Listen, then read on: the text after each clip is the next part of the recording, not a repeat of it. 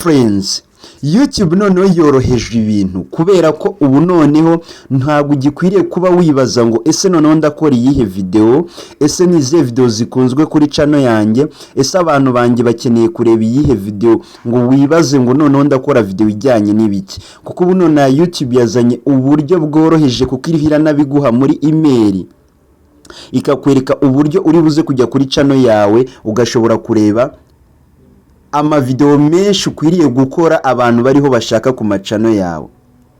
Ni ukuvuga ngo irihira guha video na titre na title ukwiriye kuba ukoresha. Ni ukuvuga ngo amagambo abantu bariho bakoresha bashaka video kuri channel yawe. Ibyo rero iyo umaze kubibona bihita bigufasha kumenya ngo ese abantu nkorera video cyangwa abantu bari ba video zanjye bakeneye kureba video zijyanye n'iki. Rero niyo iyi liste mubona hanga. Iyi liste iriho video n'amatitire nkwiriye kuba nkoraho cyane kubera ko kuri channel yanjye nibyo abantu bariho basacingaho cyane. Icyo gihe rero umaze kumenya icyo abantu bariho basacinga kuri channel yawe cyane, bikorohera kumenya video zo uri bukore bityo zikanarebwa cyane kubera ko abantu n'ubundi basanzwe bazikeneye. Muri iyi video nibyo bintu ngiye kubereka. Ngiye kukwereka uburyo uri buze kureba izi video cyangwa se uza kureba amasearch cyangwa ibyo abantu bariho bashakisha kuri channel yawe, hanyuma ukabikoraho video bityo ukaza kureba uburyo channel yawe ihindurirwa amateka. Ni ukuvuga ngo rero ibi ngibi ntago byibwira gusa, ndaje mbereke uburyo bireba uciye muri YouTube Studio, ariko ndaje nanabereke YouTube ubwayo irabikwibwirira iciye muri email iguha icyo bita analytics z'ukwezi kurangi, ikakubwira ngo nibura koresha uko ushoboye ukore izi video uraza kuzibona. Urabona iyi ni email ya YouTube, nayikandaho nkayifungura. Hano bari bampaye analytics z'ukwezi gushize cyangwa se ukwezi gushize uko kwagenze. Urabona uko kwagenze, nabonye subscribers 2294, views 61,000 gutyo, iminota 192 n'ibindi. Ariko ibyo si byo by'ingenzi. Icy'ingenzi dore ngiki, barakubwira ngo Gatari Fred see what new this month. Ni ukuvuga ngo reba ibishyashya nibura bijyanye n'uko kwezi tugiye kwinjiramo. Izi ni techniques baba bakubwiye.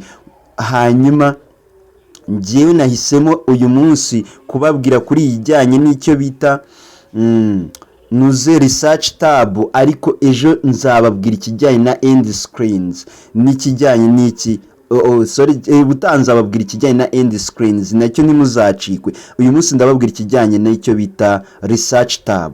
Research tab ni nagataburo kakwereka liste y'amavideo akunzwe kuruta yandi. Reka dusome twumve icyo YouTube bivugaho.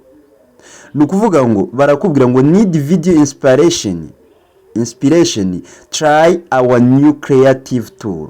Ngo nimba ukeneye kugira inspiration nyine kuri video cyangwa se kuri video, ni ukuvuga ngo gerageza iyi tool yabo nshyashya nyine iri muri ntuze muri search tab. Ni ukuvuga ngo learn more what your audience want to see. Ngo gerageza cyangwa se ngo reba ibyo audience yawe ikeneye kureba, cyangwa se menya byinshi ku byo audience yawe ikeneye kureba cyane cyane ubwo kuri channel yawe. Brainstorm creative ideas and easily generate video outlines. Ni ukuvuga ngo ujye uciye hano muri ntuze muri research tab, urahita ugera hahandi hari ibyo abantu audience yawe ikeneye kureba. Ushobora gukanda hano, ubwo hano we nuza kureba ukareba iyi email utayifite ntugire ikibazo. Ndaje mbikwereke muri ntuze muri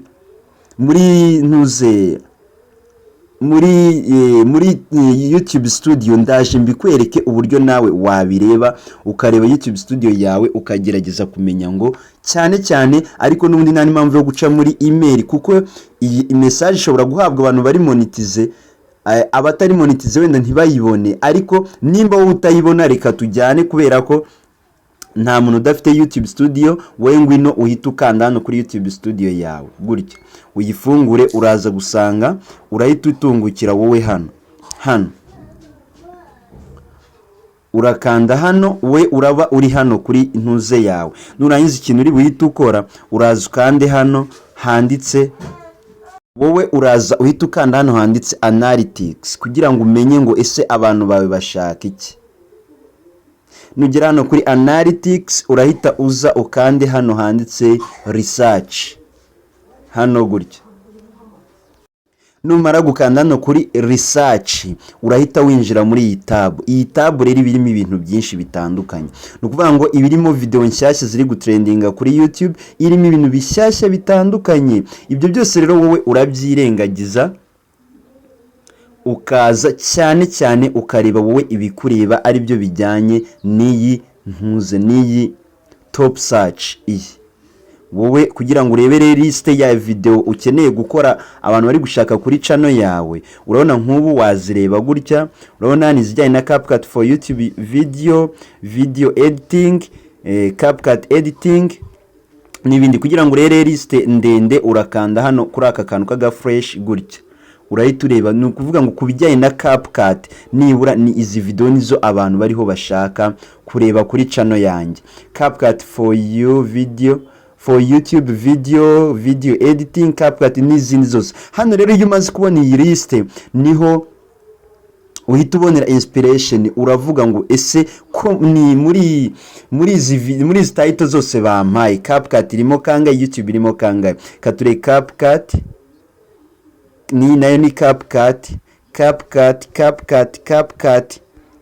urabona na ya katuni nabakoreje wundi yajemo. Ibyo byose bitumenya ngo abantu bariho barashaka iki kuri channel yanjye. Icyo gihe rero uhita ubireba hano, iyo bimenye uhita utangira gukora video related n'ibyo bintu kugira ngo abantu baza gusacinga kuri YouTube. Urugero umuntu akaza kuri YouTube channel ye akandika ati wenda CapCut, urabona ko bariho bakoresha CapCut cyane mu gusacinga kuri YouTube channel yanjye, bakandika wenda CapCut by Gatari Fred